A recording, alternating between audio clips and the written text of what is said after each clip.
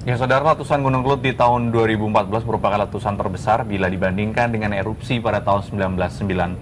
Ya, dahsyatnya letusan terlihat dari dampak abu vulkanik yang dihasilkan. Bahkan hembusan abu bisa mencapai wilayah Jawa Barat. Lalu apa kata warga tentang meletusnya Gunung Kelut ini? Inilah Kopi Pagi. Komentar pilihan Liputan 6 Pagi.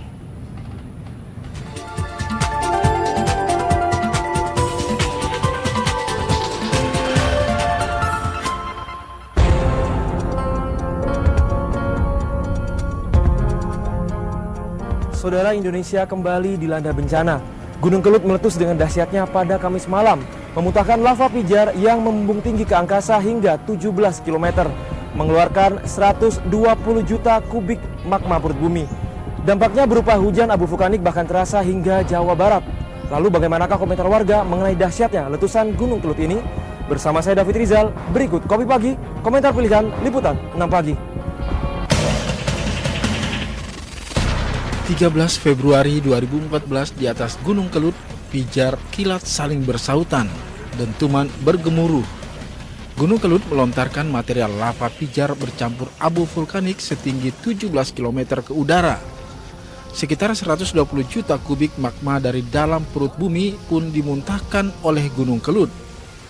Warga panik berhamburan menyelamatkan diri menjauh dari radius 10 km dari Gunung Kelut. Hujan abu vulkanik mulai menyelimuti rumah warga. Keesokan harinya guyuran hujan abu vulkanik meluas ke sejumlah wilayah seperti di daerah Kabupaten Malang, Kabupaten Blitar, Kota Surabaya, dan beberapa kota lainnya di Jawa Timur. Bahkan hujan abu vulkanik juga mencapai kawasan Jawa Tengah, Yogyakarta, hingga ke Jawa Barat. Seketika aktivitas warga mendadak lumpuh. Sekolah-sekolah diliburkan, jalanan penuh dengan debu, jarak pandang terbatas, warga beramai-ramai mengungsi. 7 bandara di kawasan Jawa Tengah dan Jawa Timur juga lumpuh. Ratusan penerbangan dibatalkan. Bahkan abu vulkanik telah menyelimuti awak pesawat dan landasan pacu. Tempat wisata turut terkena dampak. Kawasan Malioboro memutih. Wisata Candi Borobudur dan beberapa candi di sekitarnya ditutup. Letusan Gunung Kelut juga telah menelan korban jiwa sebanyak 7 orang tewas dan 100.000 lebih jiwa mengungsi. Putar ada yang meletus lebih dasar gitu ya, mudah-mudahan nggak terjadi lagi ya. Kasihanan yang tiap hari anaknya sekolah, yang cari makan, yang cocok tanam di situ. Di mana-mana udah bencana. Ya mudah-mudahan ini buat kesadaran manusia supaya pada sadar. Saya sih berharap ya, karena dengan banyaknya bencana seperti ini, Sinabung belum beres, kemudian ada lagi musibah terhadap bangsa kita gitu ya. Seharusnya ya masyarakat Indonesia juga lebih banyak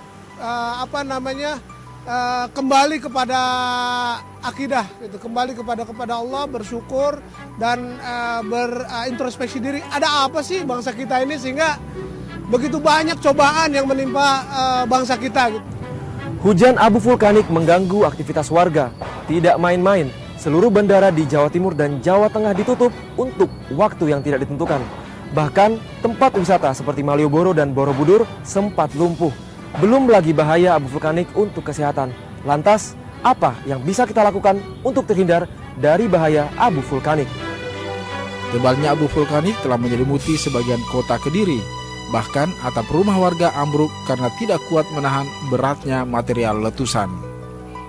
Akibat jarak pandang yang terbatas karena tebalnya debu vulkanik, kecelakaan lalu lintas pun terjadi. Tidak ada korban jiwa dalam kecelakaan ini, namun 5 buah mobil mengalami kerusakan.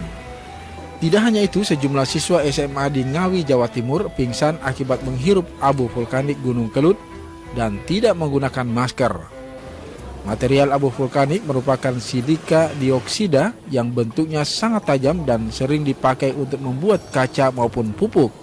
Bila diteliti dengan menggunakan mikroskop, debu vulkanik ini berbentuk butiran pasir yang sangat tajam pada setiap sisinya.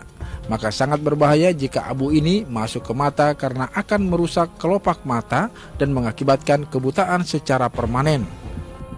Selain itu, abu vulkanik juga sangat berbahaya bagi kesehatan pernafasan. Sebagian pengungsi kini mengeluh alami sesak nafas akibat debu vulkanik. Setahu saya itu bisa menyebabkan ispa ya, karena itu abu vulkanik itu kalau dilihat dari mikroskop kecil-kecil itu tajam ya, cukup bisa membahayakan buat paru-paru. Itu bahaya gitu, sangat bahaya, kena sesak napas, paru-paru kan gitu ya, radang gitu. Ya bisa kita pupuk juga kan, biasanya yang udah di situ bercocok tanam kan hasilnya lebih bagus gitu ya. Misalnya abis gunung meletus kan beberapa tahun kemudian tanahnya jadi subur, bisa buat apa ya, buat kebun, pertanian gitu-gitu, buat tanaman-tanaman biar nambah penghasilan di desa situ.